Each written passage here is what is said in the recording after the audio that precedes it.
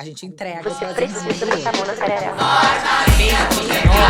Botei a mão e depois foi de mim. Botar a mão na manutenção. Senta direito, garota.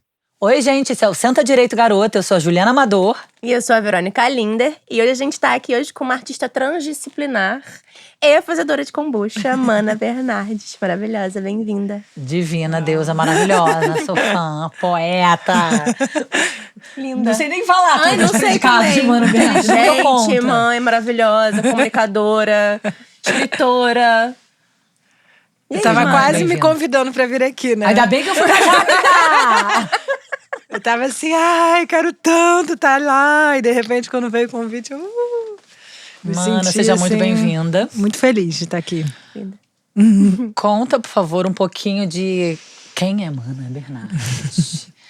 Eu sei que Pela você Mana começou como designer criança. Conta Comecei essa história criança. melhor, por favor.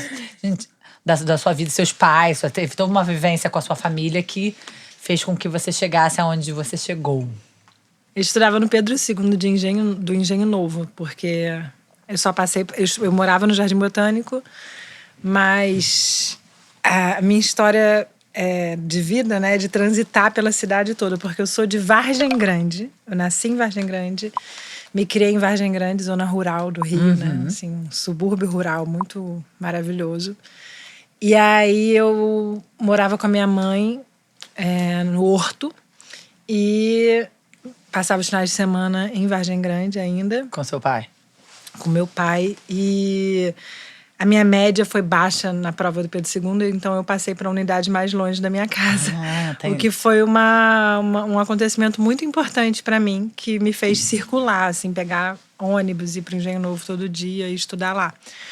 E aí eu tava no Pedro II do Engenho Novo e eu fui no banheiro, assim, que não tinha papel higiênico, não tinha nada. E eu tive uma diarreia líquida com sangue, assim, eu tinha 12 anos.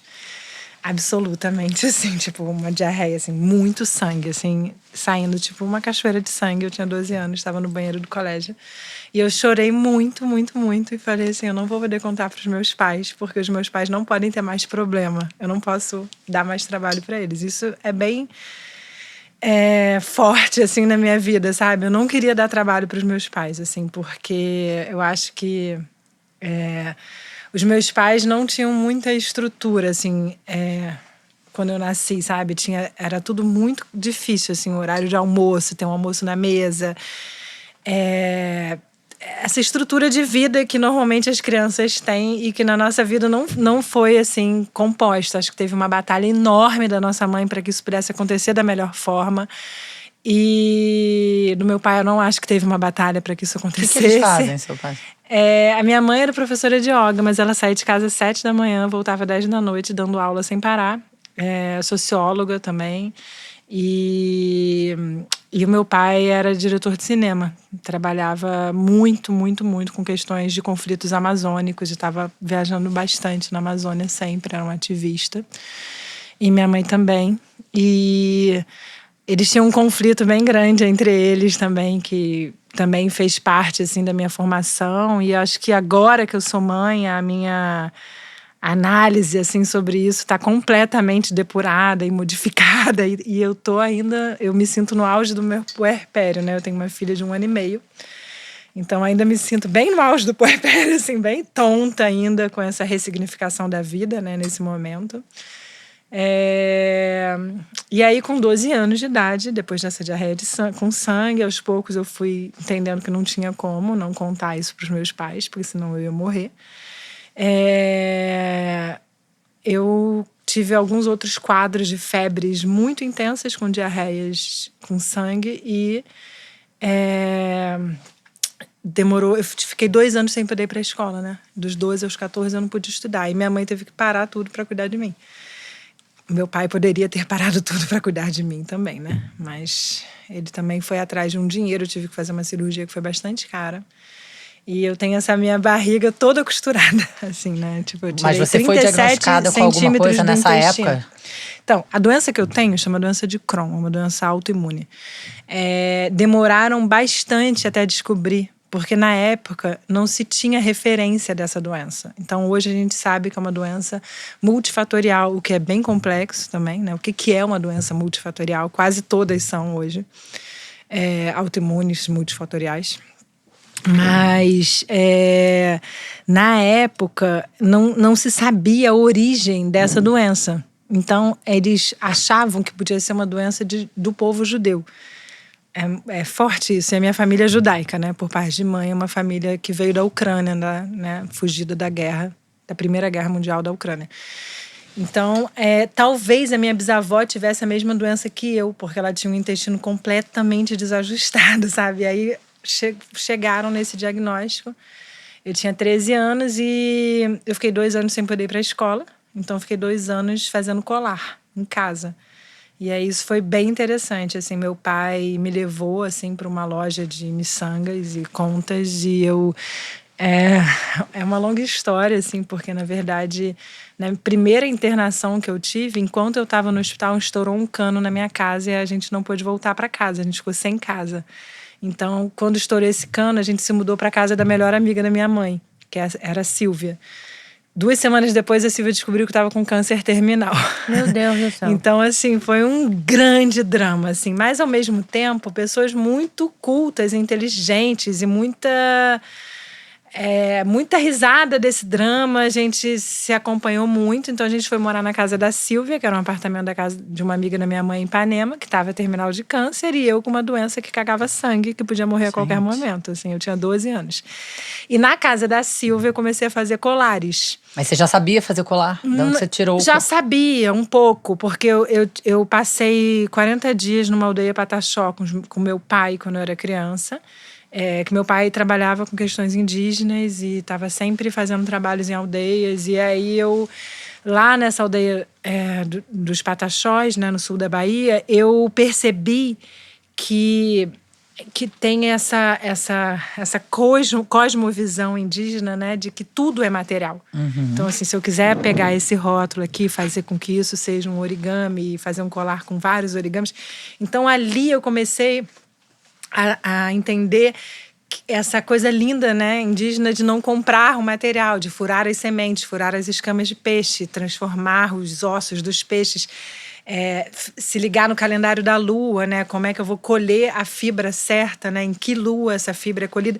E isso foi a minha formação de base como artista transdisciplinar, foi aos 7 anos dentro dessa aldeia, onde eu fiquei 40 dias andando assim para cima e para baixo, brincando, e entendendo que até a parte prateada do maço de cigarro do meu pai era a possibilidade de uma joia, sabe, né, de transformar aquilo em joia. Então eu comecei ali a ter uma depuração muito grande artesanal, assim, da manufatura e desse entendimento de que tudo é material, né? De que não existe a compra de um material específico, mas de transformar tudo que está em volta em joia.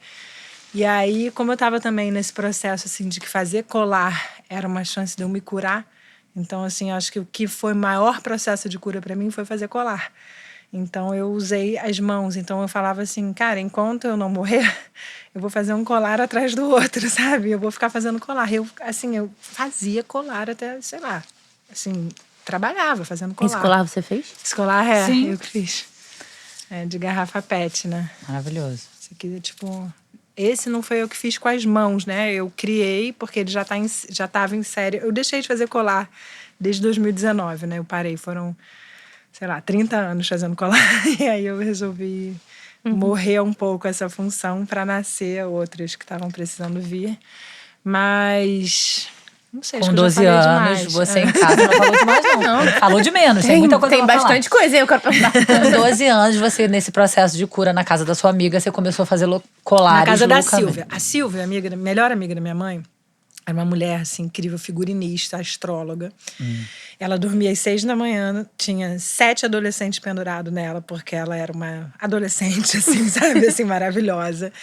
E ela foi, assim, a maior, assim, liderança dessa galera, assim, desses filhos de amigo de filho de artista, todo mundo se pendurava lá, morava lá, dormia lá. Tinha um teatro de terror que Gente, a galera pessoa fazia fascinante. e que ela era casada com o Antônio Pedro Borges, que é pai da Ana e da Alice, não sei se você conhece, um ator também. E a casa deles tinha ensaio de teatro, do terror, não sei o quê, mó galera, milhões de atrizes. Então ela falava, vai lá comprar colar da Mana. Então todo mundo que vinha na casa dela pra fazer mapa astral tinha que comprar um colar meu na saída. Então eu comecei a empreender. Venda casada. Venda casada. Faz o mapa, vai ali no quartinho que tá a Mana, a Ruth e o Pedro, vai comprar um colar dessa menina rápido, que ela tá doente, morrendo sem comprar um colar dela.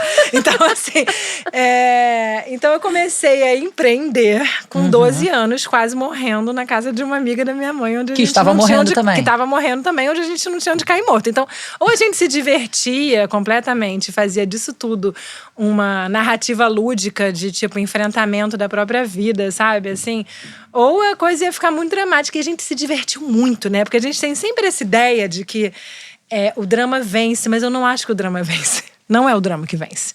Sabe? O que vence é a maneira como a gente encara o drama. Então, a gente foi muito feliz, sabe? Todo mundo quase Nesse morrendo. momento. Numa casa cheia de artista, comendo junto, se divertindo junto, falando mal um do outro na frente, assim, né? E brincando, e tendo humor, e empreendendo os meus colares, o mapa da Silvia, que era a maneira ali que a gente tinha de, tipo, estamos aqui. E aí, no meio desse processo, eu tive várias internações. Realmente, tem uma coisa que vai além do drama, né? Que é quando você tem uma tragédia, né? Então, assim, eu aprendi que a tragédia é o que interrompe o trajeto, né? Do ponto de vista, assim, do vocabulário, quando você tem um trajeto de vida que é interrompido, isso se chama tragédia, um trajeto de vida interrompido. Então, assim, eu tive uma tragédia, né? Assim, um trajeto de vida interrompido, do ponto de vista, assim, eu estava na minha entrada da minha puberdade, né? 12, 13 anos, assim, com os pelos aparecendo, né? Com essa coisa da formação do corpo, de sentir tesão. E eu atravessei tudo isso no momento onde eu era internada, voltava para casa. Era internada, voltava para casa. Não tinha casa, né? Porque a gente não tinha dinheiro para o cano todo que estourou. Estourou, assim, todos os canos da casa enquanto eu estava no hospital. Isso, ao mesmo tempo, é a minha vida, sabe? É o que me fez ser a mulher que eu sou, é o que me fez ir atrás de transformar lixo em joia, é o que me fez formar mais que 600 meninos num projeto social. Eu virei professora com 14 anos, né? Porque dentro disso eu fui completamente apoiada por uma pedagoga que trabalhava com o juiz da Vara de Menor, Ciro Darlan, isso nos anos 90.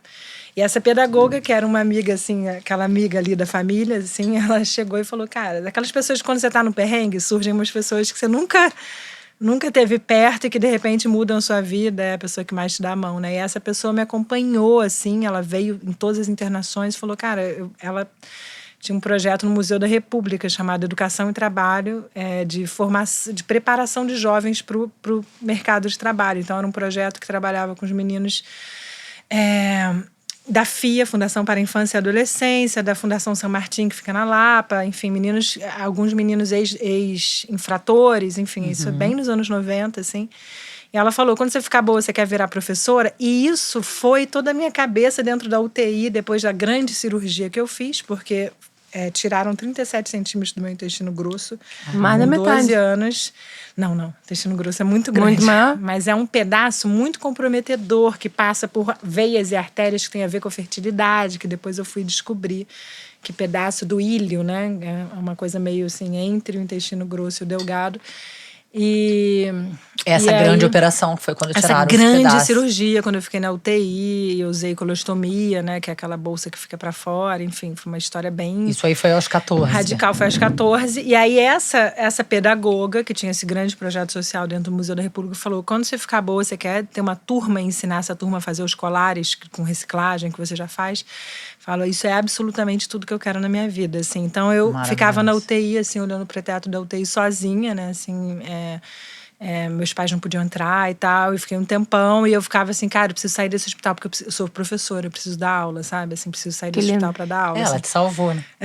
Ela é minha mãe, eu chamo ela de mãe. Ela é minha mãe de trabalho, né? Assim, ela que me iniciou na vida profissional com 14 anos, então eu tinha uma turma de 30 alunos e eu tive que, tipo, sair dessa cirurgia 2 meses depois eu estava dando aula. E aí eu fiquei 8 anos dando aula. Então, dos 14 aos 22 eu tive, assim, um emprego, né? Assim, praticamente. Eu pagava até INSS. Era um negócio sério. Eu fui professora no Museu da República. Eu formei 8 turmas. E aí eu eu desenvolvi as primeiras metodologias pedagógicas do que eu acreditava. Então, eu saía com esses meninos pro aterro, a gente catava os lixos na rua e depois a gente deitava para ver o céu e a gente tinha que misturar o lixo com o vislumbramento do céu e transformar isso numa coleção de joias, sabe? Assim, dava a mão, respirava junto, assim. E aí eu encarei essa vida profissional, fui estudar à noite com 14 anos, então eu estudava no Akigal à noite, assim, porque eu perdi 2 anos, né? E aí eu tive que fazer supletivo e aí eu trabalhava o dia inteiro. Depois eu fui dar aula na Maré Escondida dos meus pais durante mais de 1 ano, sem meu pai e minha mãe saberem, né? Na Vila do João, assim, também com 15 anos, sei lá. E passei muitos perrengues, vi muito corpo estirado no chão, assim, sabe? Foi uma coisa bem, assim, radical também. E também era, na verdade, não era pro outro que eu estava fazendo aquilo. Acho que a minha vulnerabilidade era muito afastada do meu meio social. Então, assim, no meio social que eu convivia, da Zona Sul, classe média, eu não conseguia me identificar com nenhuma pessoa da minha idade que estava num colégio particular da Zona Sul, tendo um almocinho posto na mesa, sabe? Assim, isso não fazia parte da minha realidade. Então, acho que eu fui para essa área social também porque eu encontrava meios de identificação. Sim, onde eu podia me apropriar da minha própria, né, assim, da minha própria narrativa, da minha história. Eu lembro que o primeiro momento ali que eu estava dando aula, no primeiro dia que eu fui dar aula, agora que eu lembrei, o despertador não tocou e eu cheguei atrasada, né, para dar aula no Museu da República. E aí tinha uma turma, 30 meninos me esperando, assim. E aí, quando eu entrei, um menino olhou pra mim e falou: atrasada, branca, loura e pequena! Gritou, assim, na minha cara, sabe? Você é pequena, você é branca, você é magra, loura. Eu olhei pra ele, assim, com uma voracidade absoluta e falei: olha só, você já passou perrengue, eu também. Só que aqui dentro eu sou sua professora. Me respeita. Se você quiser ficar aqui, a gente vai transformar os nossos perrengues junto. Se você quiser sair, a porta está aberta. Pode sair. Ninguém é obrigado a ficar aqui. Naquele momento, assim, eu entendi também que eu estava ali para fazer exatamente o que eu nasci para fazer, sabe? Esse menino foi meu melhor aluno, Alessandro. Nunca me esqueço, assim. Ele era assim, brilhante, as composições de cores que ele fazia, assim, a maneira como ele misturava os materiais. Meninos e meninas. Assim, meninos e meninas, assim. Mas, assim, existia uma força também de... não sei qual palavra que eu vou usar, porque... Mas a professora, ela é uma... Não sei qual palavra, assim, mas ela precisa comandar um processo. Existe um processo que precisa ser comandado por uma professora também. Então, dizer para ele que, olha, a porta está aberta, se você quiser, você vai embora, mas se você quiser ficar, a gente vai transformar a perrengue aqui junto. E eu abri a barriga e mostrei minha cicatriz para ele, sabe? Assim, a cicatriz estava roxa ainda, tinha 2 meses que eu tinha operado, sabe? E esse menino ficou, e a gente ficou muito parceiro dentro do processo ali que a gente vivia, que era um processo bastante até...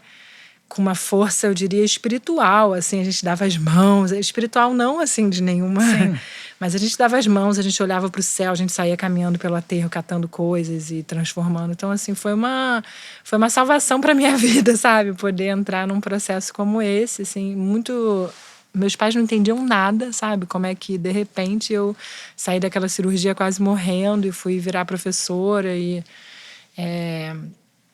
também ganhava meu dinheiro, né, assim, pagava as minhas contas, dava conta, assim, do que eu precisava, assim, mas acho que hoje, assim, agora, né, eu tô vendo também o quanto que essa história toda, assim, né, de ganhar dinheiro nova e de sustentar, me encontrar na minha própria função de vida, assim, né, tão cedo, né, que... Foi bastante intenso. A vida é o que é, né? Assim, você não tem, eu mesma não tenho como me julgar, assim, mas hoje eu tô, caramba, vendo como foi forte, né? Assim, esse trajeto todo, né? Assim, aí, de repente, ao mesmo tempo que eu estava ali como na função de professora, eu estava descobrindo a minha sexualidade, eu tinha a idade dos meninos que eu dava aula, sabe? Assim, então, foi bastante interessante, eu diria, assim, né? E você vendia seus colares ainda para outras pessoas e Vendia era para professora. muitas marcas, vendia Sim. assim, Cantão, Vulner, Headley. Sim, foi vendia um para sucesso, novela. né? Eu comecei fazendo para novela, porque eu fiz os colares da Babalu, que era da 4x4, uma novela, não sei se Sim, vocês lembram. lembro. E Sucesso, foi aí que eu, Babalu, que eu estourei. Letícia. Eu criei as tiaras da Letícia Spiller, uma figurinista da Globo, que era amiga da Silvia. Foi Silvia, lá visitar cara, a Silvia Silvia. Sangirardi. Silvia abrindo caminhos. Abriu todos os caminhos. Aí foi lá fazer mapa astral com a Silvia e Marília Carneiro. E aí ela falou, mano, eu tô fazendo figurino dessa personagem, Babalu. Você quer criar todos os colares que essa personagem vai usar? Só que essa personagem é, tipo, uma das que mais estourou Sim, na foi vida. a novela, a Babalu. Babalu. E aí... as tiarinhas da Babalu, Maravilhosa. os negocinhos, Que os massa. camelôs reproduziam, tinha 13 Sim, foi uma anos. tava febre morrendo. louca. Sei lá, é isso. Isso aí você tinha quantos anos? 13. Tinha 13 anos, assim. Foi antes da operação. E aí, Foi.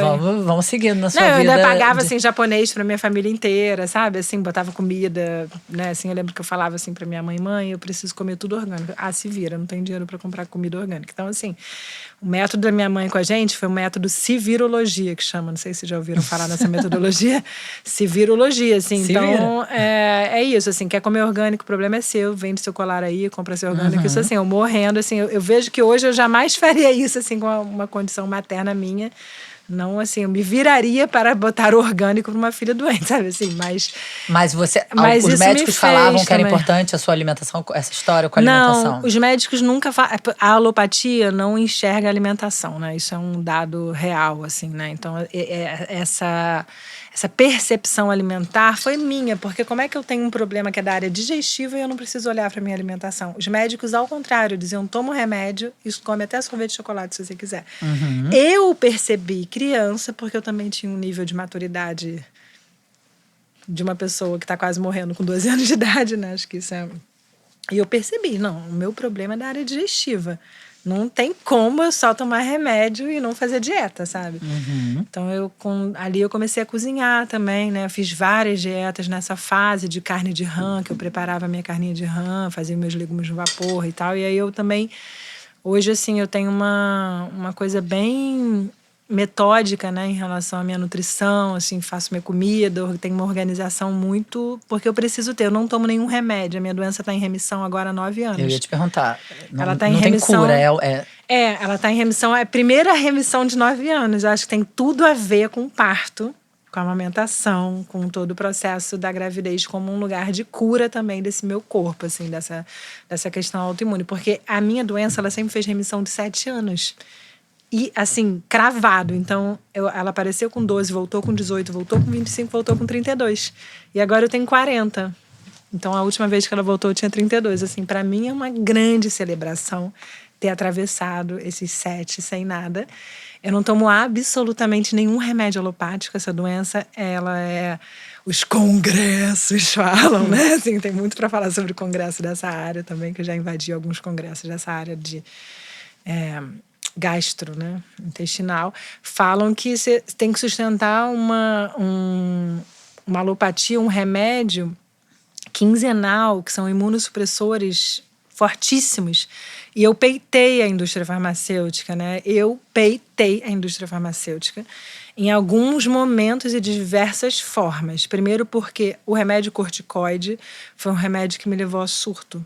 Então eu desenvolvi uma espécie de abertura psicótica através do cortisol. Eu tinha surtos.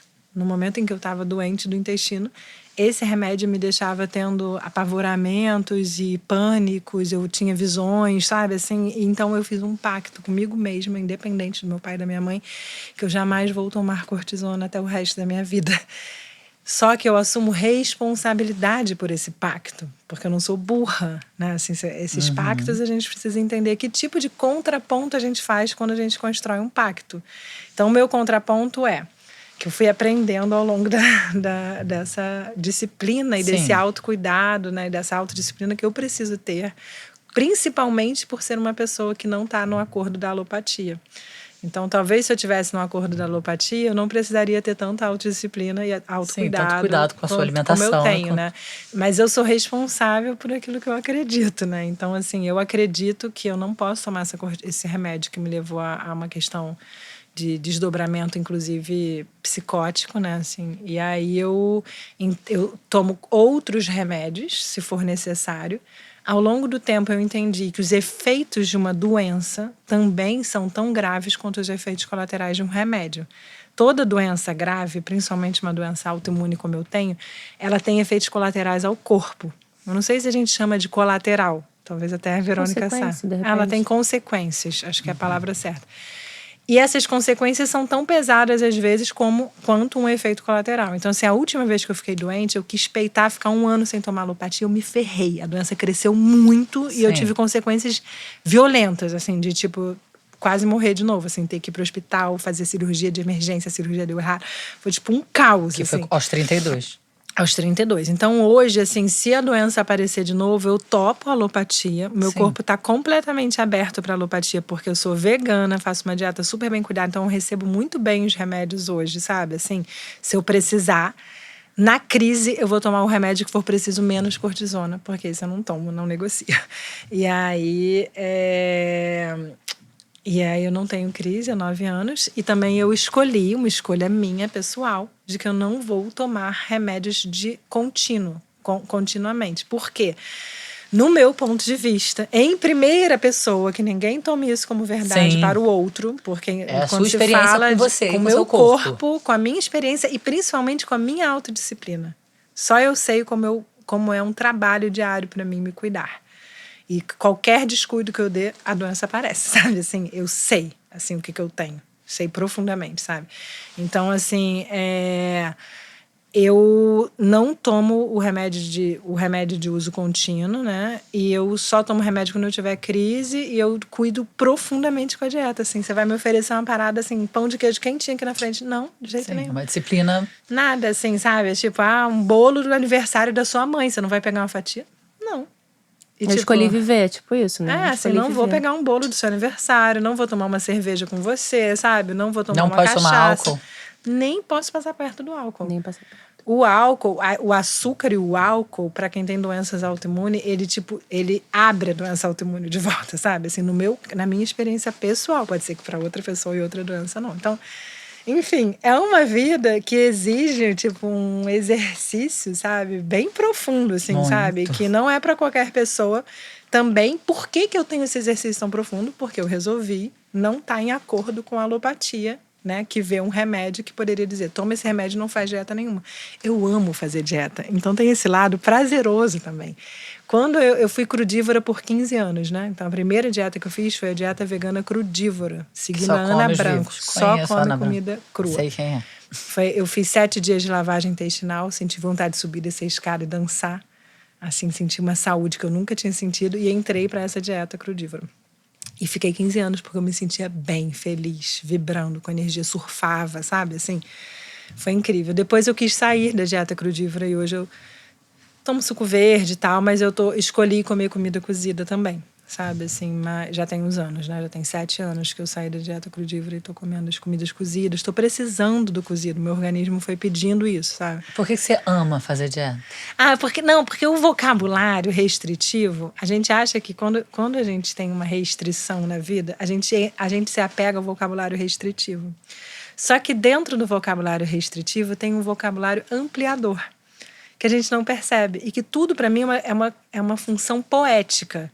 Então, assim, do ponto de vista da nutrição, quando eu percebi que eu precisava cortar produtos industrializados, carnes, lactoses e farináceos e açúcar, então isso parece uma enorme restrição. Sim.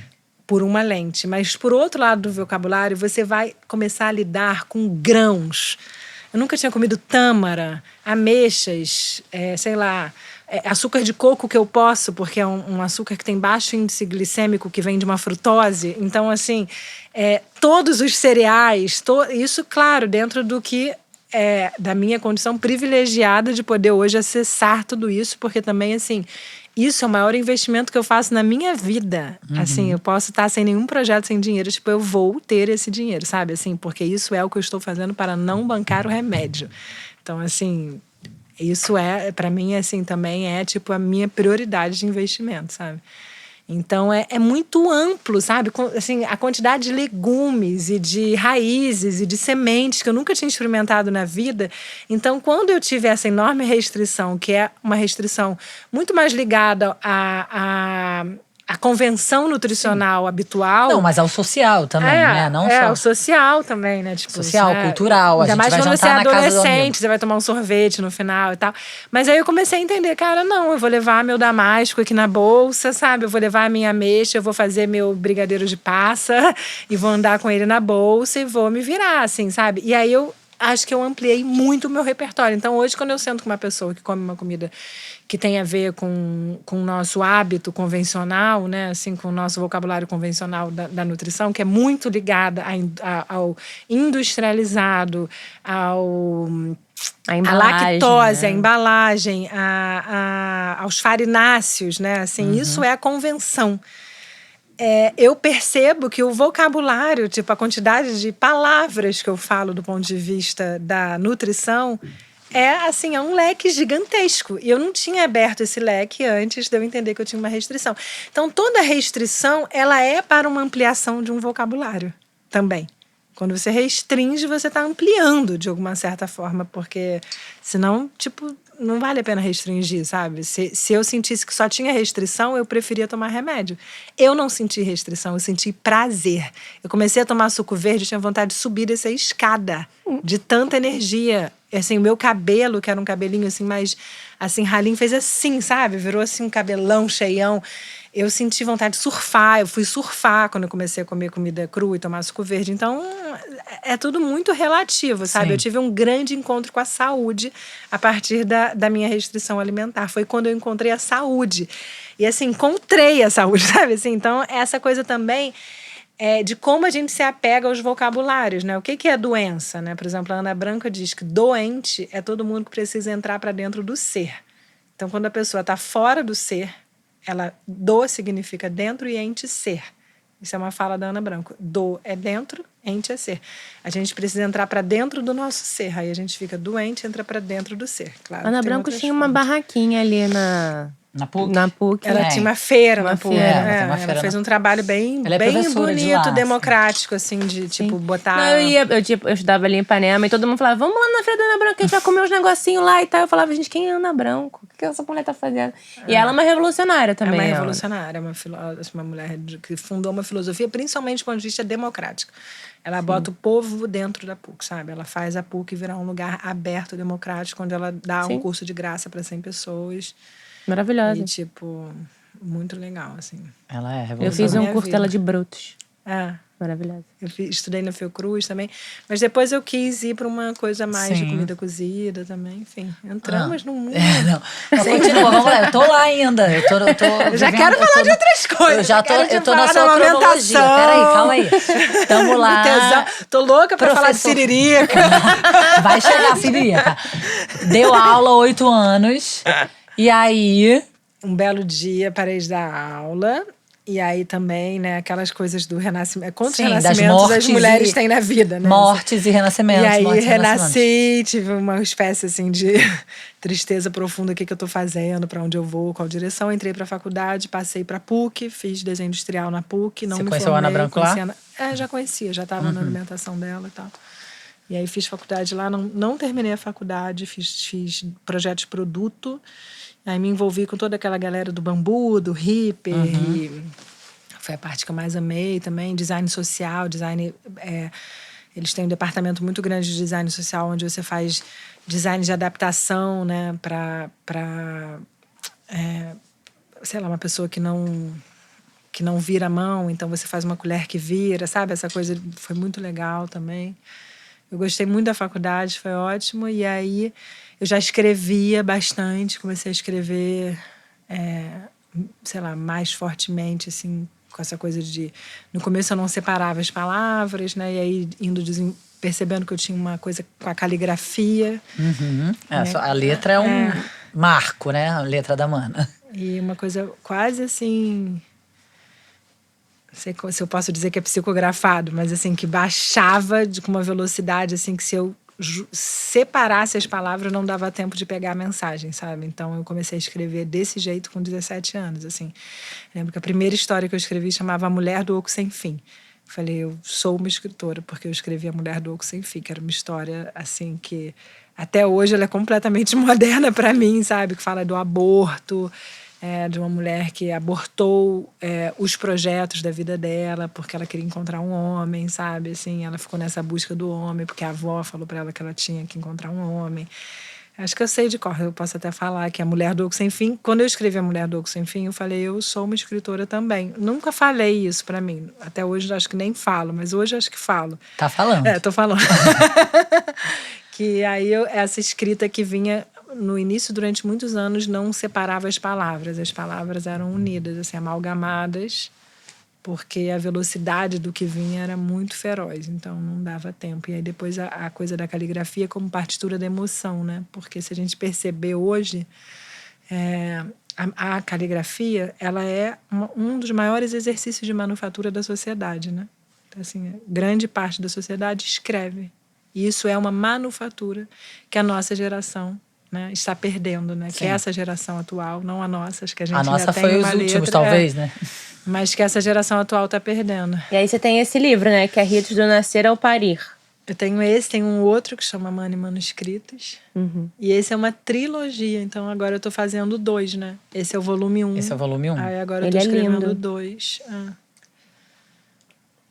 Você resolveu escrever esse livro um belo dia que você falou, quero engravidar.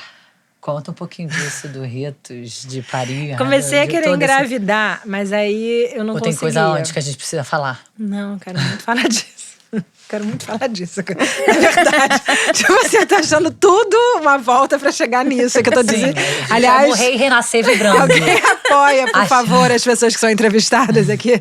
Porque A gente tá indo tem esse buscar isso. apoio. A gente tem esse então tá, a apoio. É gente Good tem esse- Vibes. Good Vibes. Good Vibes. Um belo dia você falou Queria que engravidar. é... Resolvi Comecei ser a mãe. tentar, não conseguia. Mas você tava casada? Tava casada eu fui casada com o Paulo, Beth. Uhum. Já com o Paulo eu queria engravidar e não conseguia. E aí percebi que Que talvez a eu não doença... podia. E aí, com o Paulo, a gente foi até numa clínica de fertilização, a gente fez um exame e ali eu já soube que eu não poderia engravidar naturalmente. Porque as minhas trompas, quando você opera o intestino, ele é retirado e levado para uma bandeja. Então, eles tiram o órgão inteiro seu e levam para uma bandeja, assim como outros órgãos são operados dessa forma. Quando ele é recolocado dentro, ele às vezes não se adapta Sim. direito, gera uma série de aderências dentro da barriga. E aí, numa dessas aderências, as minhas trompas foram massacradas dos dois lados. As trompas ficaram, tipo, presas numa aderência do intestino, entre o intestino e o útero. E aí, eu, com o Paulo, descobri isso, casada com ele. A gente foi numa clínica, a gente descobriu isso. E depois a gente se separou, muito tranquilamente. Depois eu apresentei uma grande amiga para ele, eles casaram. Dei todo o código do Paulo para ela. Amor! E aí eu falei pro Paulo, Fez um cara, ritual. ela tem que ir na sua Amanda, peça. Tudo é absolutamente Tudo é um ritualístico. ritual. Tudo. Né? Desde que ela nasceu. Sim. Até a doença, tudo é ritualístico. E aí você fez um ritual de lua cheia pra passar seu ex-marido pra sua melhor amiga. E aí escrevi pra Ai, ele, cara. é uma morena voluptuosa, humorista, cheia de Mas curvas. ela descrevendo, né? Não tem Aí como você fiz não se um teste apaixonar. enorme, ele falou, vai tomar no cu, não enche o saco, que eu, sabe, assim, me largou, agora quer me botar essa, sabe, assim. E aí meia hora Muito depois bom. ele foi correr na praia e voltou e escreveu, tá bom, fala pra ela ir na minha peça. Eu falei, então tá, Dadá, vamos pra praia que eu vou... Vamos fazer um ritual pra você ir pra essa tá, peça. muito maravilhosa. Aí a gente foi pro Arpoador e fez todo um ritual, onde eu passei a codificação completa do Paulo pra ela. Ela foi pra essa peça e desde então eles estão casados. Maravilhoso. Há 8 anos, E 7 super anos. Uma felizes. decodificação. Mas assim, era porque tava escrito. Eu senti, ela entrou Você na minha simplesmente festa. viu. E eu tinha reformado a casa dele. Mas vocês Fiquei já estavam um juntos? ano reformando a casa dele. Não, eu e o Paulo. Vocês ainda estavam O juntos? último ano do nosso casamento foi uma reforma da casa dele, que eu cuidei de tudo, assim, da casa dele. Quando acabou a reforma, eu disse, eu preciso me separar. Ele quase morreu, porque falou, cara, você passa um ano, que eu passo, assim, entendendo qual vai ser o piso que você gosta de fazer yoga. De repente, você me larga com essa casa reformada. O que eu faço, sabe? Assim, Aqui, ó, Peraí então. que eu vou arrumar uma Peraí, eu vou arrumar aqui uma pra tu aqui, rapidinho. Mas querido. ela, quando ela entrou na minha casa, eu falei, as cortinas que eu escolhi tem a ver com você. Não tem a ver comigo, sabe? Assim, Caraca, cara, e eu muito falei bom. isso pra ela, assim, porque... Essa casa é não, sua, não Dadá. preciso Essa nem casa é decorar. A outra já decorou tudo pra Não, mim. perfeita, E já. aí, mas ela sentiu a mesma coisa que eu senti. Sim, eu imagino. E aí ela e eles estão casados há 7 anos, tem Que tudo a máximo. ver. Foram no aniversário da Rara, Aham. fizeram um discurso de que eu sou a pessoa que casou eles no aniversário da minha filha. É isso que aconteceu. Então, E aí você ficou solteira? e aí eu fiquei com o Marcelo, porque eu já tinha ficado com o Marcelo. Eu estava ficando com o Marcelo quando ela apareceu nessa minha festa. E aí eu casei, enfim, namorei 3 meses. O Marcelo, ele morava em São Paulo, veio morar no Rio. E aí o Marcelo falou, cara, vamos né? Ele já eu queria muito ser mãe, profundamente ser mãe. Você não queria ter um filho com o Marcelo, você queria ser mãe. Eu queria ser mãe, mas ao longo do processo eu percebi que eu queria que o Marcelo fosse pai do meu filho, assim. Eu quero ele como pai, assim. Ele tem... Eu olho pra Rara e vejo que a Rara e ele, assim, é uma parada, assim... Ela acorda falando sanfona, sabe? Assim. É um negócio assim... que é Tô achando além... que ela deve acordar e falar, joias! Não, ela fala sanfona. E eles têm um negócio ali, assim, sabe? Que é isso, né? Milhões de injustiças entre ser mãe e ser pai, né? Uma coisa completamente injusta. Não sei se essa é a palavra, mas essa é a palavra que tá vindo na minha cabeça agora. Eu acho muito injusto. É muito não simétrico, né? Assim. Mas falando do nosso processo que a gente viveu, eu e o Marcelo juntos, a gente começou a namorar e foi fazer uma fertilização na sequência, assim, 6 meses depois, sabe? Tipo, vamos ter um filho, então vamos lá pro Eu não processo. tenho outra hipótese. Ou eu iria para adoção ou para fertilização. Essas são as hipóteses que eu tenho como, né, como possíveis de Ser exercer a minha maternidade. E aí a gente foi fazer a fertilização. E, né, o esperma dele com o meu óvulo. Né, assim, e a gente foi enganado por uma clínica do Barra Shopping. Durante 5 anos, Uau. a gente foi enganado por uma clínica do Barra Shopping. Por que eu digo enganada? Porque o que eu tinha chamava hidrossalpinge, que é uma coleção de líquido nas trompas. Quando você tem hidrossalpinge, o embrião, para colar no útero, ele precisa desenvolver uma colinha. E a hidrossalpinge joga um líquido que é tóxico para a colinha que o embrião precisa fazer no útero. Então, quem tem hidrossalpinge precisa tirar as trompas. Isso é um tratado da Organização Mundial de Saúde, 20 anos atrás. Ah, tá. Você tinha que tirar as trompas antes da fertilização. Não adianta tentar engravidar se você tem hidrossalpinge, porque aí o líquido vai ser jogado, vai ser tóxico para a trompa. A pessoa da clínica nunca me falou isso. E os meus amigos íntimos, meu Bruno, que é o Dindo da Rara, meu sócio da Kombucha, que é meu parceirão, assim, todos os meus íntimos amigos falavam, cara, sai dessa clínica agora, cara, sai dessa clínica, não é possível, a 5ª fertilização, e assim, cara, é muito violento, sabe, assim, Muito. hormônio sintético, eu vegana, né, assim, os hormônios sintéticos não são veganos, mas não tem outra opção, sabe, assim, e toma ali hormônio, a minha pele tinha acne de sangue, assim, tipo, sangue, emocionalmente, né? É muito assim, pesado. assim, bolhas, sabe, assim, de sangue com acne no rosto inteiro, e emocionalmente, espiritualmente, né, do meu ponto de vista, assim, sabe? Pesou, e aí eu comecei a escrever, assim, falar, cara, decidi que vou ser mãe, minha barriga é costurada. Eu comecei a mandar essa frase, assim, num avião, indo fazer um trabalho em Portugal. Fui convidada pela Câmara... para um museu ligado à Câmara Municipal de Lisboa, para fazer uma grande escultura em Lisboa, para o Museu de Design de Lisboa, um trabalho que eu ia ir e voltar para Lisboa 3 vezes para fazer esse trabalho. E eu escolhi, toda vez que eu tenho um grande projeto, uma escultura, uma coisa assim, eu escolho fazer dessa realização, dessa feitura, um processo, porque eu me considero uma designer de processos, mais do que de esculturas eu gosto do processo, eu gosto mais do que o produto final. Do fazer. E aí eu fui para Portugal e descobri um projeto social chamado A Avó Veio Trabalhar. que é um projeto incrível, que são avós que bordam, mas elas são lisérgicas, assim, parece que elas foram mergulhadas num ácido. Assim. Elas pintam os mamilos de colorido, você já viu elas? Não. Elas pintam os mamilos de incrível. rosa-choque, fazem várias colaborações com artistas e fazem desfiles, são completamente... E o pedagogo Ângelo, que trabalha com elas, é completamente travesti, então bota plumas e grita, e elas são completamente excitadas por ele, sabe? Assim, elas são incríveis, eu me apaixonei por elas, eu falei, cara, tem que fazer uma escultura, vou fazer desse jeito, dividir essa grana com elas e a gente vai fazer uma colaboração minha com a avó veio trabalhar. Então, o poema de cima era uma obra em espiral enorme, assim, de 4 metros por 4, toda bordada. O poema de cima era delas, o poema de baixo era meu. E a gente fez essa colaboração, né, minha com elas. E eu fui para Portugal também, né, muito forte, assim, trabalhar com 21 avós, né, e no avião eu escrevi os primeiros, sei lá, primeiras 30 páginas do livro à mão, assim, no caderno, num voo, assim, inteiro. Eu escrevi o começo, decidi que vou ser mãe, minha barriga costurada, decidi que vou ser mãe e vou abrir os caminhos dessa barriga para esse filho vir, filha, né, hoje. Decidi que vou ser mãe, não lembro, tá aí, mas a gente pode ler. E aí, Fala. Aquela, né? achei que você ia ler. Eu posso ler. Quer ler? Quer me dar? Aqui. Decidi que vou ser mãe e minha barriga é costurada. Decidi que vou ser mãe e vou escrever desde já um livro para o filho que terei. Filha, vamos atualizar? Decidi que vou ser mãe e vou atrás de liberar os caminhos da minha barriga. Vou tratar tudo o que preciso para ser mãe. Vou escrever, fertilizar, abrir caminhos necessários para essa filha vir. Não que eu precise ter uma filha, mas preciso criar. E criar uma pessoa é o que eu acho pertinente para o milênio. Uau! E aí eu escrevi isso, esses 30...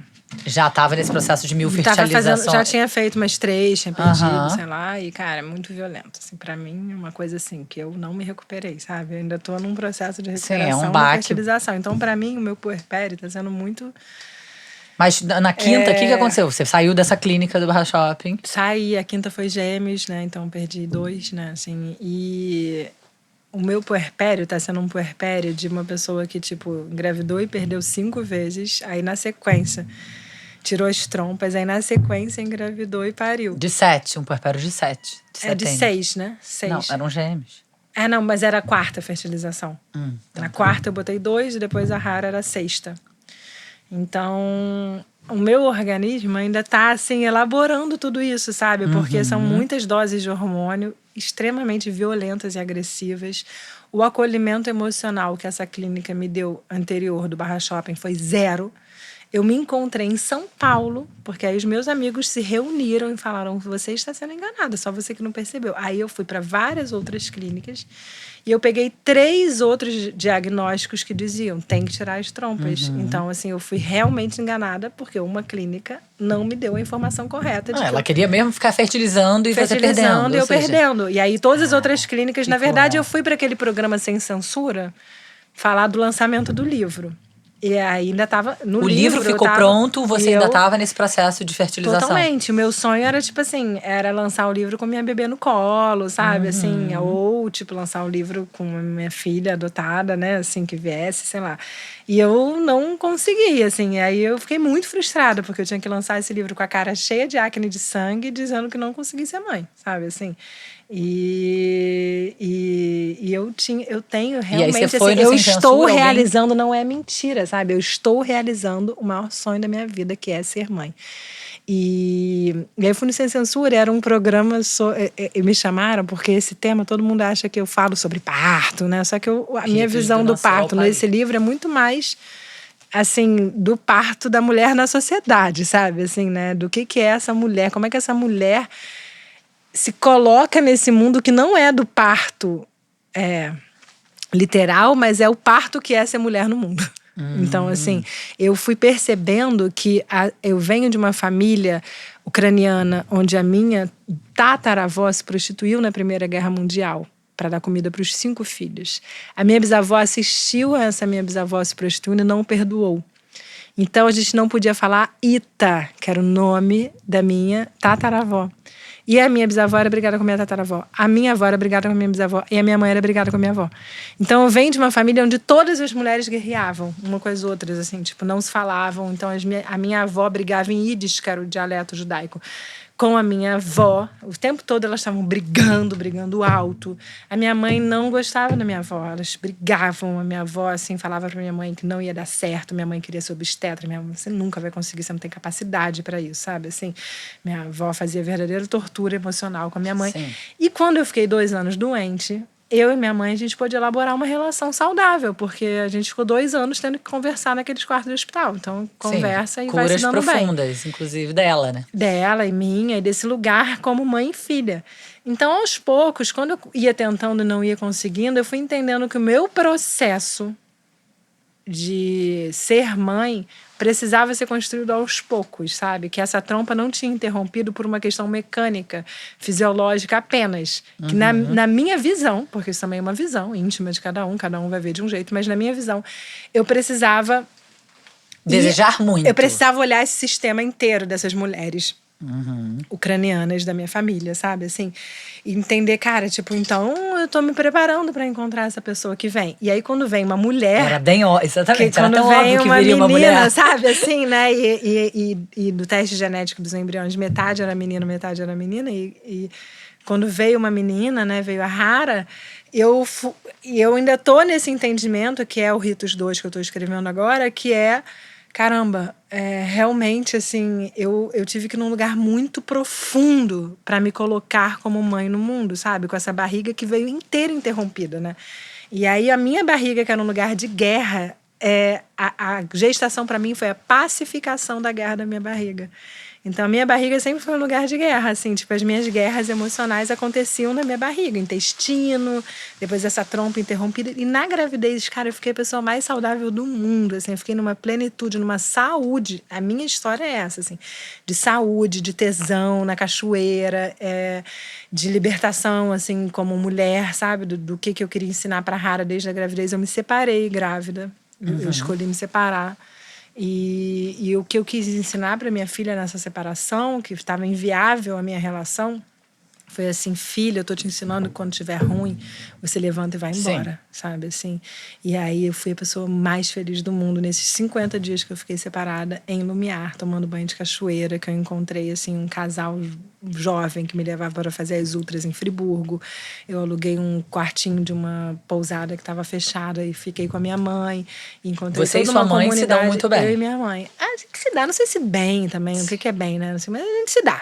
A gente tem lá cura, nossas né? tretas, assim, mas a gente tem uma troca bastante rica, assim, culturalmente falando, assim, tipo, a visão dela é muito importante para mim, assim, sobre a minha poesia, meu lugar, assim, a gente tem uma troca, assim, bem não linear, e não é linear, né, não é uma coisa assim, a gente se dá bem, e não é uma coisa, assim, também tão num lugar de mãe e filha, sabe? Acho que talvez até eu exerço eu sou muito mãe, né, sempre fui bastante mãe dela, assim, provedora de uma nutrição, sempre cozinhei desde pequena, então nem lembro muito da comida da minha mãe, sempre eu cozinhei desde 12 anos em casa, assim, sabe? Então, eu não sei também o que é ser mãe, né? Assim, por que ser mãe é a mulher que cozinha, né? Assim, então, acho que assim, minha mãe é uma mãe completamente disruptiva desse padrão mãe da sociedade patriarcal heteronormativa. Ela nunca aceitou esse padrão, assim, sabe? No livro tem umas coisas engraçadas. Nunca sentou direito. Tem umas coisas, tem um capítulo muito engraçado que a minha mãe, ela não tem espelho, ela é anarquista, assim, anárquica, né? Não sei se ela é anarquista, mas ela é aquela anarquista, graças a Deus, sabe, assim. Mas ela tem um lugar anárquico, assim, ela é completamente contra os bancos, né? Tem toda uma situação anárquica, assim, ela vive de alugar os quartos em Santa Teresa, então a casa da minha mãe é uma espécie de albergue, ela aluga quartos lá.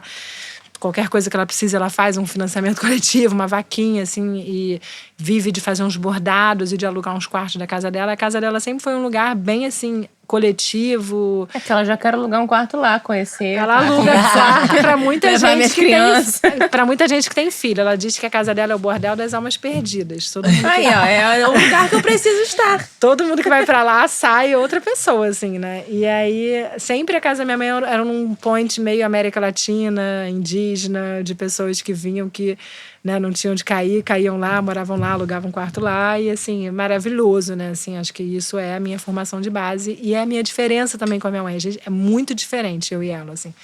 Ela tem essa função anárquica radicalzona, assim. Radicalzona, assim, tipo... Não dirige, não tem carro, só anda de transporte coletivo, não paga um Uber, sabe? Assim, sobe e desce com aquelas compras no mercado. Eu, pô, mãe, um Uberzinho, cara, tipo assim, tá pesado, sabe? Não, vamos de Kombizona maravilhosa, meus amigos da Kombi. Não, maravilhoso, mas é cada um no seu... cada um no seu universo. universo, assim. Ela é de Santa Teresa.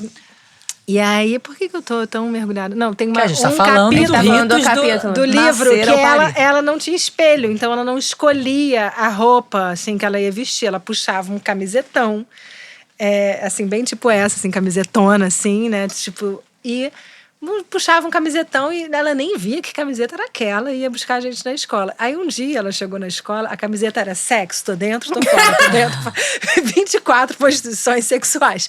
Eu lembro que assim, eu olhei pro meu irmão, assim, tipo aquela escola particular que meu pai já não pagava 6 meses. A gente era aquelas crianças que o pai não pagava a escola, sabe? Assim, e que a mãe buscava, e que a mãe era a única que não tinha carro, porque tinha essa contradição da gente ser a criança loura da Zona Sul, mas que o pai não pagava a escola e que a mãe não tinha carro, porque todos e vai todo com a blusa mundo... que tá sexo, tá dentro. E aí já era muito, assim, não ter carro, dever a escola, não sei o que, naquele padrão Zona Sul carioca horroroso, aprisionador da alma de qualquer pessoa, meu irmão que diz, né? Desculpa falar isso aqui, mas é mais forte que eu. Que a pessoa sai da Gávea, mas a Gávea não sai da pessoa. Né? Assim, é horrível, né? Mas já tô falando. A gente pode cortar também, mas assim, essa coisa... Mas assim, eu acho que tem 1000... assim, pesares do que é também ser, enfim, esse lugar, assim, Zona Sul. E principalmente a gente que estava na Zona Sul, mas que não tinha condição de que aquela escola particular tinha, né? Então, aí quando a gente olhou assim, minha mãe, eu olhei pro Pedro, olha a blusa da mamãe. Mãe, que blusa é essa? Sei lá, nem via que tinha pela frente, sabe, assim. E é isso, assim, né? E estamos aí, assim, né? Tipo... Mas e aí... Cheio de privilégios, né? A verdade é essa. Que a gente é cheio de privilégios, inclusive privilégio de poder estar olhando para essa história como a gente está podendo olhar, né? Isso também é um privilégio, né? A gente está podendo enxergar o nosso percurso, né? Você se separou grávida e acabaram voltando. Separei grávida, depois tentei me separar um pouco antes da gestação, do parto, não consegui. E aí uma hora eu decidi que o Marcelo ia participar do parto, porque eu também tive dúvida se ele ia participar desse parto ou não, né? Porque isso é um direito da mulher, né? A mulher escolhe quem que ela quer ali no parto dela. A minha parteira mudou minha vida, chama Marilanda Lima. Já ouvi falar. Ela, assim, uma mulher, assim, incrível. Foi um parto em casa. Foi um parto domiciliar. Domiciliar planejado. A Rara teve uma insuficiência respiratória no começo do processo de parto. A gente foi até o hospital para medir, ela estava com batimento cardíaco acelerado. Então a gente foi até a maternidade e o que deu o batimento cardíaco acelerado foi a falta de hidratação que eu estava. Eu fiquei tão nervosa no processo de parto que eu não bebi água. Quando eu cheguei no hospital, tipo, já estava diminuindo, eu fiz um soro fisiológico puro, assim, que eu estava desidratada, e isso deu para ela um batimento cardíaco acelerado. E eu entrei naquele estado dizendo, eu vou voltar para parir em casa, sabe? Assim, claro que eu fui morrendo de medo, mas aí voltei, tive Sua mãe estava no parto. Eu escolhi 9 pessoas para estarem no meu parto. Cara, tudo com mana, é ritual. Amo! Eu queria 9 pessoas. Ah. Então eu tive o Tiago, meu irmão mais velho, que é filho só da minha mãe, né? Que é músico, saxofonista, flautista, ele faz um canto harmônico também. Ele estava na França, ele pegou um avião e foi direto para dentro do parto, assim. Ele toca aquele instrumento australiano, que é uma vara enorme, assim. Não sei, gobobê, sei lá, não sei como é que fala o nome.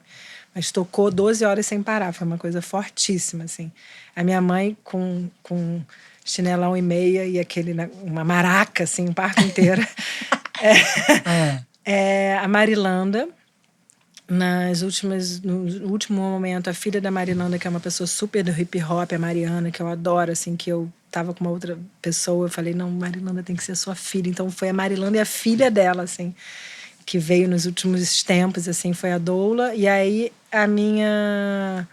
eu fui fazer uma massagem na casa de uma amiga e ali o tampão soltou. E aí eu falei, Marilanda, posso levar essa amiga também? Porque a Marilanda entrevistou, uma entrevista longa, cada uma das 9 pessoas que estariam cada uma das 8 que estariam no parto. Eu pedi para a Marilanda para entrar uma 9ª pessoa. Ela falou, não, tudo bem, se você está querendo e tal, vai.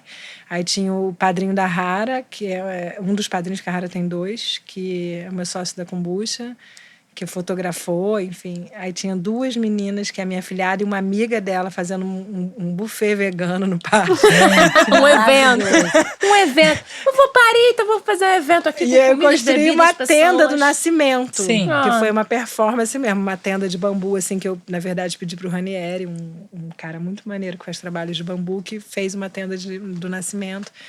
E o Marcelo comprou um Que ofurô, lindo. que está parcelado até hoje, para parir dentro desse ofurô. E aí foi uma coisa fortíssima. Tinha uma vizinha que eu não falava direito com ela, porque ela era meio assim... Não sei, acho que ela não gostava muito de mim, encrencava comigo. Cereis. E talvez ela ouça aqui esse podcast. E aí ela não falava muito comigo, encrencava assim comigo. E no meio do parto, ela intuiu que ela tinha que subir pro parto. Ah, pronto. A vizinha fofoqueira. Ok, mas era um apartamento? Não, em casa. Eu moro no Alto da Boa Vista, Sim, na Floresta uma da casa no Alto da Tijuca. Boa Vista. Alugo uma casa na Floresta da Tijuca e ela entrou. Mas a casa era próxima, A casa assim? era aberta. A casa dela no mesmo terreno, como se fosse uma vila de 3 casas. tá. Ela subiu com um casaco lilás. Eu tava parindo dentro do ofurô e ela falou, eu senti que eu tinha que vir. Aí ela entrou, assim, no meio do parto e sentou de perna cruzada, assim. Eu já tava com 9 pessoas, né? Aí eu já, assim, trabalho final de parto, sabe? Sim. Me entra a cereja e lilás. E aí, quando ela entrou, ela olhou pra mim e falou, eu senti que eu tinha que vir. Tava muita bagunça aqui, né? Falou assim. mentira. Como é que pode, né? Mentira. Só que aí, eu na hora, assim, me deu um negócio, porque assim, eu paria e passava macacos, tucanos, porque eu moro no meio da floresta, assim, sabe? Da Tijuca. E aí eu comecei a olhar pra ela, assim, e primeiro eu falei um monte de coisa, assim, uns poemas, aquela coisa partolândia, né? Tipo... Você falou uns poemas? Falei uns poemas pra ela, assim, e aí Essa comecei a pessoa artista falar... que transforma todos os sentimentos em arte. Aí falei, olha só, se os macacos que transitam na minha casa transitam na sua, se os tucanos que transitam na sua casa transitam... Entra aqui pra me ver parir, então, não sei o que, não sei o que. Um esporro em forma de poesia na hora do parto. Só que aí, em meio Bernardes. minuto, não dava pra parir na frente dela. Não, E aí imagina, ela foi pra me tirar da banheira, porque eu já tava horas na banheira. Eu já tava mole demais. Sim. E aí eu entrei pro quarto, me fechei, mandei todo mundo embora, fiquei com menos pessoas, assim. E aí pari, enfim, Marcelo veio atrás, foi muito boa a presença dele no final, sabe? Ele veio, assim. Ele me ajudou muito fisicamente, a parteira, enfim, a doula, enfim. E a Rara veio empelicada, né? Então, aquela coisa de não estourar a bolsa, doeu muito meu parto. Eu tive contração de 2 em 2 minutos, assim, durante 10 horas parecia que ela ia nascer naquele minuto, sabe, assim. E acho que, sei lá, não sei, eu acho que dói mais, né, assim, a coisa de não estourar a bolsa, de ser enorme, sabe? Parto dói. Não, mas eu acho que a coisa de ser empelicada, sabe, assim, não sei se aquilo doía mais, não sei, mas assim, eu sou toda cheia de cirurgia por dentro, né, com aquelas cicatrizes. Cara, eu acho que é abrir o seu corpo, né? Eu me senti rachada no meio, Abrir seu corpo. Parto E dói isso. muito. E é uma dor que não cabe no corpo. É uma dor nova. É uma dor... Tive uma laceração enorme, assim. A Marilanda não corta e também não costura, sabe? Assim, e aí tive que lidar com essa laceração, sabe? Assim, e com essa não costura depois da laceração. Foi maravilhoso não costurar. Foi lindo, sabe? Assim, foi um processo lindo, porque eu comi a placenta da Rara, né? Assim, a gente fez com a Bárbara, né? Comadre. Ritual. Na hora foi batida com açaí, então na hora eu tomei um açaizão com placenta, assim, com uma partezinha da placenta. É muito pouco que se come, né? Quando se fala comia placenta. Parece que a pessoa fez um que bifão. Come assim. Fez um Botou bifão na chapa, frigideira. mais manteiga. Não, e eu vegana, mas eu continuo Pois vegana. é. Eu comi a minha placenta, sabe assim? E aí, uma partezinha assim, fez um arroz com placenta na hora, eu comi a placenta também. E aí, uma parte, a gente fez todas aquelas medicinas da placenta e a gente fez uma coisa que a minha mãe deu toque, que eu não sabia que existia, que é a leitura da placenta. Vocês sabem o que é isso? Foto print? Não. O que, gente? Assim como os ciganos leem as mãos, porque a Bárbara estudou 4 anos de faculdade de placenta lá da Califórnia, foi estudar Quem isso. é a assim. Bárbara, A gente? Bárbara da Ecomadre. Que estava no parto também. Não, que veio depois, assim, do parto pegar a placenta. E aí, o negócio da leitura da placenta é que, assim como as ciganas leem à mão, sempre as placentas foram lidas. Então, ela pega a placenta e ela começa a fazer um vídeo. Ó, aqui tem 7 nós, né, assim, no cordão umbilical. Aqui, esse tipo de veio tem a ver com... E ela leu a placenta da Hara e ela falou coisas que fazem absoluto sentido. Ela, assim, por acaso, a gente não se conhecia, a gente só se falou por telefone, ela foi pegar a placenta, ela não via ela, tá? Aí ela faz esse vídeo de 7 minutos. Por acaso, a Hara, tô sentindo aqui que a Hara não vai ter avô. Aí meu pai já tinha morrido, o avô dela estava em Pernambuco. Eles não se veem. Ela foi falando tudo, mas ela vai ter muitas avós, a Hara tem 7 avós. E ela foi falando tudo da leitura da placenta. Como é que a Hara tem 7 avós? Porque a minha mãe, ela teve um problema de saúde que ela estava quase sem andar quando eu estava grávida. Que é uma artrose em volta do acidente que a gente sofreu. Enfim, uma outra história. E aí tem as pessoas que foram chegando, mulheres, assim, enfim, são 2 mulheres lésbicas que eram ex-mulheres que se separaram, mas que uma era a melhor amiga do meu pai. E ela e a Hara se encontraram, e aí ela é tipo a avó da Hara mesmo, assim. E a ex-mulher dela, Alissa, a avó, assim, a pessoa que eu mais conto da minha rede de apoio é ela, sabe? Que é a vovó Alissa, a vovó Márcia, a vovó Cris. Que incrível. Não tinha assim, né? Quando a minha mãe estava doente, não podia me ajudar, não podia nem pegar a Hara no colo quando a Hara nasceu. E a Hara nasceu na pandemia, então a gente ficou mais ou menos 7 meses isolado, assim. Sim. A Hara não foi no colo de quase ninguém durante 7 meses, sabe? Porque tomei esse cuidado, né? Assim. Claro. Intenso. E aí a Hara tem 7 avós e a Hara tá bem e você tá se reconstruindo, A Hara tá como bem. sempre, morrendo e renascendo. Através da arte, das suas palavras. Da poesia. Renascendo mesmo. E Acho que nesse agora eu tô momento da sua renascendo. vida você tá se mudando para São Paulo, Tô me mudando para São Paulo. escrevendo O Ritos 2. O Ritos 2. Aos poucos. Eu fiquei sócia mais efetiva da kombucha, né? Temos que falar Conta da dessa kombucha. hembra Podemos terminar esse maravilhosa programa. kombucha. Inclusive, fui fazer xixi porque dá um relógio, um negócio aqui maravilhoso. Altamente diurético. Tem vários sabores, né? Capim, limão. São 9 sabores. É uma bonita história essa sociedade, assim, que foi muito edificante para mim dentro da pandemia e da vulnerabilidade como artista que eu vivi na pandemia, né? Porque, assim, quando entrou a pandemia, o meu trabalho que estava contratado era lançar o meu livro com performances coletivas pelo Brasil. Então, eu estava no auge do lançamento do livro, que era uma performance, assim, uma performance que eu fazia com a minha mãe num vestido de papel com 30 pessoas dançando em volta.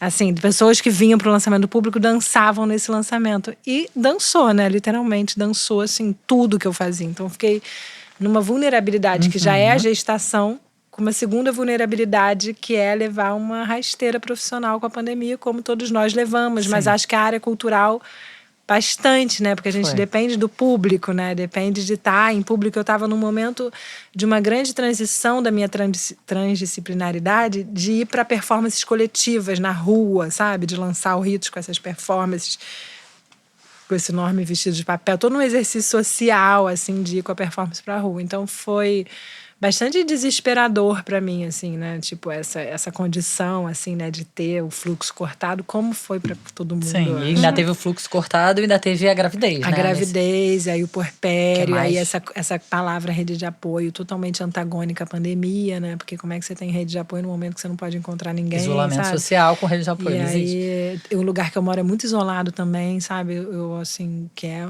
o Alto da Boa Vista, então... Aí, o que eu fiz? Mergulhei fundo na kombucha. Eu tenho uma parceira profissional que chama Maria. Maria Duarte, que faz a gestão dos projetos do meu ateliê. É uma mulher muito legal, que trabalha com cultura, com vários projetos. E aí ela falou, cara, mano, vamos cair de boca na kombucha. Faz todo sentido, porque a galera agora na pandemia tá precisando investir na saúde. Então, enquanto toda essa nossa área cultural estava muito danificada, a área de produtos de saúde, assim, de alimentos que geram saúde, estava ampliando comercialmente, estava crescendo, empreendendo, porque todo mundo estava de olho no que pode fazer bem para o sistema imunológico, né, assim. E aí foi quando a gente entrou de cara com a kombucha, formalizamos essa sociedade. Antes eu tinha 5%, agora eu tenho 15% dessa empresa. E hoje a kombucha tem 21 colaboradores, né? A kombucha cresceu muito. Que massa. Irado. E aí é isso, assim, são 9 sabores e é uma coisa bem profunda, assim, tipo, de saúde pra gente, assim, sabe? E os meus sócios também têm doenças crônicas e eles se curam também bebendo kombucha. Então, tipo, ela é um probiótico, então ela equilibra totalmente meu sistema digestivo, meu intestino. Sim. E aí fez todo sentido pra mim, sabe? Estudar, por exemplo, esse rótulo que é de papel, que você pode jogar fora, só cortar a colinha. E aí mergulhar nesse universo de empreender, de entender essa lógica de estar num lugar que é Cachoeiras de Macacu, que é altamente vulnerável pela igreja evangélica e pelo tráfico de drogas. Como é que a gente gera uma cultura nova nesse lugar, gerando renda, gerando possibilidade profissional para essas mulheres de lá. E aí mergulhar nisso. Trabalhei lá grávida, em Cachoeiras de Macacu, e nessas cozinhas industriais que a gente tem lá da kombucha, enfim. É isso, assim, uma grande virada. É uma empresa que a gente ainda está nesse momento de investimento e que hoje a gente vê a democratização dessa bebida, que é uma bebida cara, porque é um chá orgânico, fermentado, que tem todo um tempo de fermentação. E a gente vê essa possibilidade de democratizar essa bebida através da chopeira na Feira da Glória, que é onde a gente já está há 6 meses, todo domingo. E aí é um outro lugar, né? Onde a gente pode fazer uma escala muito mais acessível, com política reversa, cada um leva a sua garrafa de casa, enche lá, enfim. Bem legal. Tudo vira poesia. Calma. Até fazer o kombucha. Já tô aqui babando, apaixonada. E você também está indo para São Paulo. Vamos terminar contando, fechando seus ciclos. Esses ciclos. Tô me separando. Tá separando. Tô indo pra São... Não consigo falar mais do que isso. Estou me separando. Tudo bem, ponto. já é o suficiente. É o suficiente. Com uma filha de 1 ano e meio, né? Sim, Estou foda. né? Então, assim, todo esse processo de puerpério com... né, assim, uma insegurança na relação. A relação ficou bem insegura desde esse retorno, né? A gente se separou na gravidez, voltou, mas ficou uma relação insegura. Eu não acredito em relações seguras, né? Assim, ainda mais no puerpério, né? Assim, essa segurança que a gente precisaria ter, que a gente dá para o nosso filho, não nos é dada, né? No ponto de vista da minha experiência, pelo menos é o que eu posso dizer, assim, né? É que venderam também um negócio muito inatingível, né, Humana? Tipo, Total. uma relação onde você vai ser segurada por um homem maravilhoso que vai, sabe? Então, assim, é uma socialização esquisita também, né, que fazem com a gente, que, tipo assim, de momento a gente tem que ser esse lugar de apoio, de base, de estrutura, mas, tipo, como que a gente faz isso se a gente não tem nada disso? Se a gente não tem... Sim. Se isso não chega pra gente estruturalmente, né, pela sociedade, pelas pessoas também, né? Então, assim, vira uma coisa meio... A gente fica buscando o inalcançável, às vezes. Totalmente. Mas a responsabilidade é dos homens. Com certeza. E essa também, eu falo muito isso com Marcela, assim, Marcela, a rara é 50% responsabilidade sua, 50% minha, né? Mas aonde que essa equação tá equilibrada, né? Assim, Tá, mas... E a separação tá ok? Tá ok, e assim, tá tudo certo. E a gente está compondo essa separação, a gente está, né, assim, acho que está tudo bem, a gente está bem, sabe? Assim, a gente está seguro nesse processo, sabe? E eu tô indo para São Paulo porque eu tô com 2 projetos grandes em São Paulo, porque eu tô achando o Rio completamente sem viabilidade profissional para minha área, né, que é essa área da transdisciplinaridade. O equipamento cultural do Rio não me cabe, sabe? É muito pouca possibilidade que a gente tem. Isso todo mundo sabe, né? Assim, E aí São Paulo me abraçou, me senti abraçada em São Paulo. Então eu fui para São Paulo, vivi uma semana profissional muito incrível lá, assim, e aí eu tô indo para São Paulo. Eu acho muito importante falar também uma coisa, que com 7 meses eu contratei uma colaboradora que chama Carolyn, muito legal, uma mulher muito legal, para trabalhar com a Rara e comigo, né? Assim, que dá esse suporte, né, na Rara, né? Que tem as horas dela ali com a Rara por dia, que me possibilitou voltar à vida profissional a partir disso. Foi uma coisa que eu absolutamente questionei, porque eu não tive isso na minha formação. Eu falei, cara, nunca que a minha filha vai ter uma profissional trabalhando com ela, sabe? Assim, sim, terceirizar os cuidados. Terceirizar os cuidados. Mas, assim, eu me vi também num lugar que, tipo assim, eu podia ficar doente de novo, sabe? Eu fiquei 7 meses cuidando dela sozinha. De repente, falei, cara, minha doença vai voltar, sabe? Tipo, eu fiquei desesperada, assim, de exaustão, sabe? E sem nenhum apoio familiar, assim, absolutamente ninguém da minha família conseguiu chegar, sabe? Assim, meus amigos, ninguém. Além de ser pandemia, moro no alto da Boa Vista, ninguém nem tem dinheiro para pagar Uber para chegar na minha casa, sabe? Ou eu teria que pagar esse Uber, enfim. E aí, cara, rolou um encontro muito bom com a Keké, sabe? Ela era, tipo, pedagoga, assim, uma pessoa muito legal, assim, de 27 anos. E ela topou morar em São Paulo. Então, para ela é super legal morar em São Paulo. Então, a gente está indo junto, eu, Keké e a Rara, para São Paulo. Acho muito importante falar da Keké, sabe? Assim, trazer a Keké aqui, porque, cara, a Keké é a possibilidade que eu estou tendo dentro da minha realidade de voltar à minha vida profissional, sabe? E de ter segurança de que a Rara tá num cuidado que não é assim, porque a gente também tem mania de generalizar tudo, né? Então a gente generaliza, assim, fertilização é isso. Fertilização é uma coisa para cada pessoa. Casamento é uma coisa para cada pessoa. Então, babá, nem pensar que eu vou terceirizar o cuidado da minha filha só para uma outra pessoa que não seja, sei lá, um projeto pedagógico como uma creche. Sim. E, na verdade, eu hoje entendo o que é a Keké e a Rara. São duas pessoas que estão se relacionando e que têm um ponto de partida de relação ali. Né, assim, então não é assim, uma babá com a Rara, não é a Carolyn que veio de Bananal, que tem uma história, que tem uma avó. A gente foi para casa da Keké, passamos uns dias lá com ela, na casa dela, entendendo toda a família dela, a lógica dela. E tá rolando, assim, sabe? Pra mim, assim, é um lugar que é muito estranho ainda, sabe? Que eu questionei muito antes de ser mãe e que eu tô vivendo não só esse questionamento, esse contraditório, mas eu tô lidando com tipo, tudo aquilo que eu projetei e que tá acontecendo diferente do que eu projetei. Eu acho que a maternidade é um pouco de controle, isso, né? De que a gente não é o que a gente idealizou, sabe? É o que dá pra ser, assim. Quando eu fiz 7 meses, quando a Rara fez 7 meses, eu precisava voltar a trabalhar pra pagar minhas contas, sabe? Assim, e qual vai ser a possibilidade? Eu fiz 500 reuniões com a Rara no peito, 500, assim, sabe? Uma hora eu falei, cara, tá sendo legal pra Rara e pra mim ficar fazendo reunião com ela no peito, sabe? Eu sou uma empreendedora mãe, né? Além da kombucha, eu desenho objetos para Tok Stock continuamente há 10 anos, então tenho uma linha na Tok Stock. Sou arrimo de família também, de uma certa forma, né? Assim, sempre fui a pessoa que conseguia ali dar um apoio para pessoas da minha família que não conseguiram ter essa condição, assim, e eu tive que ocupar esse lugar. E aí, enfim, tá se dando dessa forma, tá sendo interessante, tá sendo rico, a gente tá tendo uma troca bastante rica e acho que essa troca é fluida. Acho que em algum momento também eu vou ter que entender qual vai ser a realidade, se a Rara vai ter que ir para uma escola, para uma praça coletiva, para uma creche parental, sei lá. As coisas vão mudando, sabe? Assim, e aí a saída para São Paulo está sendo muito interessante. Eu fui com a Rara e com a Keké para elas também sentirem como é que era São Paulo para elas. E a gente encontrou uma praça lá que chama Praça das Corujas, que tem assim... Ai, eu amo.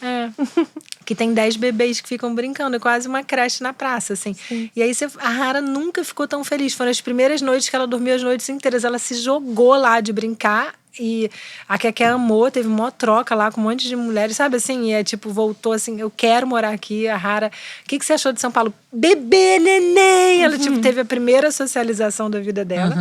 E eu vou realizar um grande projeto que é uma exposição sobre... Eu tô cuidando do acervo do meu pai. Meu pai deixou uma grande obra inédita, então eu vou revelar essa obra a partir de uma exposição em São Paulo, que eu ainda não posso falar, mas vai ser num grande museu em São Paulo. Então eu tô trabalhando nesse projeto com uma equipe do Marco Brajovic, que é um ateliê que faz projetos, enfim, ligados à Amazônia, questões ambientais arquitetônicas, e a gente está desenhando essa exposição junto com a Suindara, Radar e Rede, que são outras mulheres. Que incrível. E o Ritos 2 vai ser feito a partir de uma coleção de moda com uma grande marca de São Paulo, que é uma marca nacional também, que a gente vai fazer com que uma coleção sobre visceralidade da mulher. E o Ritos 2 vai ser lançado por uma grande marca de moda.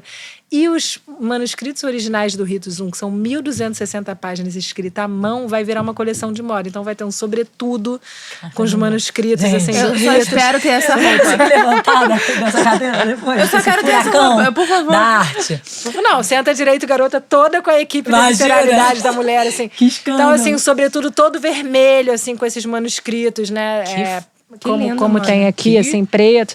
E aí, cara, tendo esses dois projetos, eu tô, assim, uma siririca ambulante indo pra São Paulo, sabe? Assim, tudo que eu quero é bater siririca, ficar sozinha, construir esses projetos, fazer um chão pra Rara, sabe? Porque chega... É a sua libido voltando, né?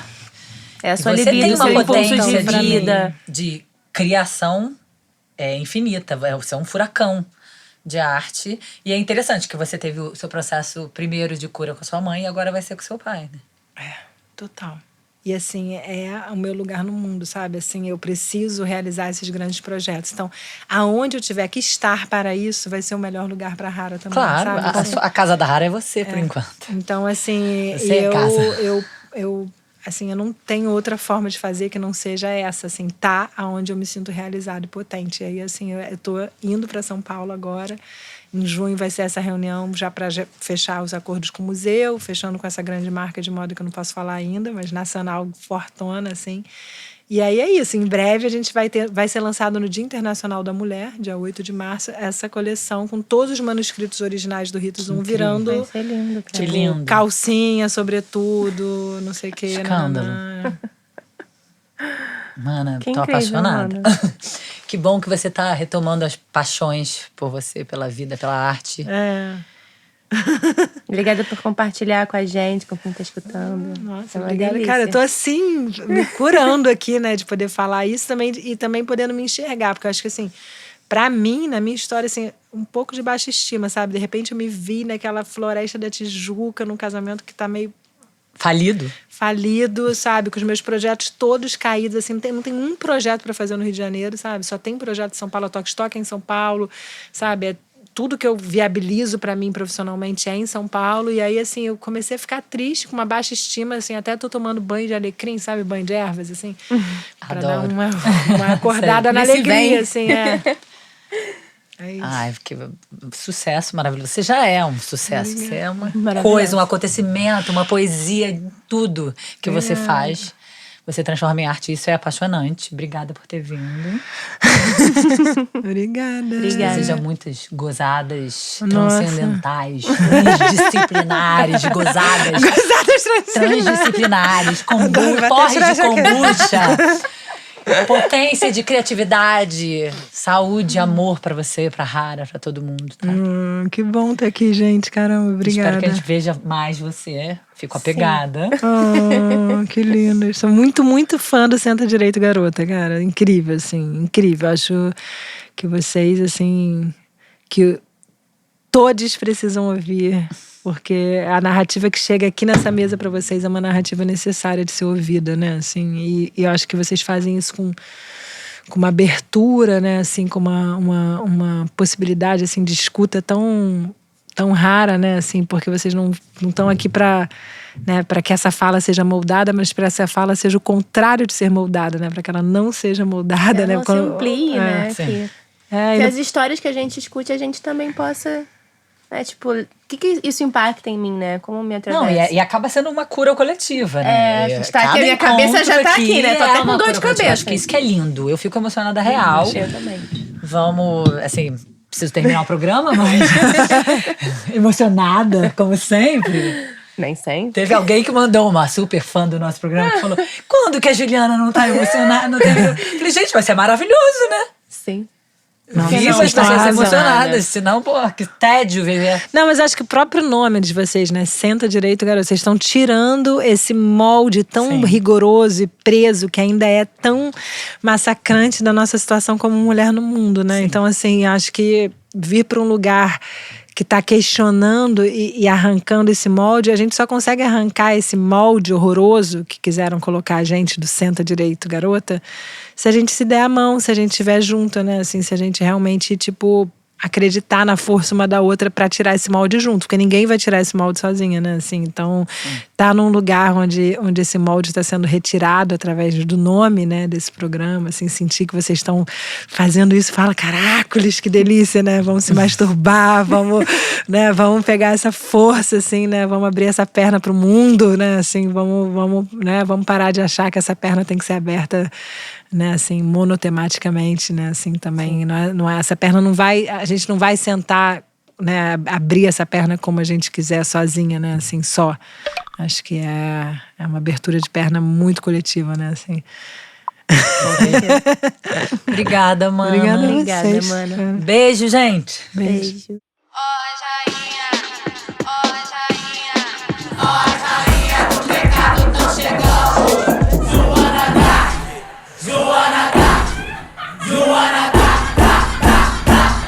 Senta direito, garota.